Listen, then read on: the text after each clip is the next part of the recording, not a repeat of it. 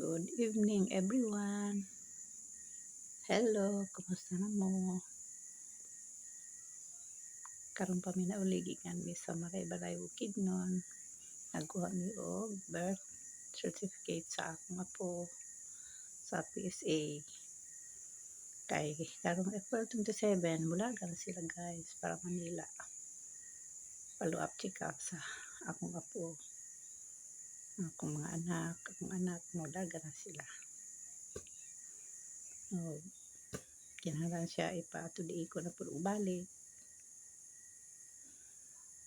Kulang hangyo ninyo guys nga patabang namin sa mga prayers ninyo ang successful ang operasyon sa akong apo. Ingon ang doktor dapat dito siya operahan kay para dili mahulog sa heart failure.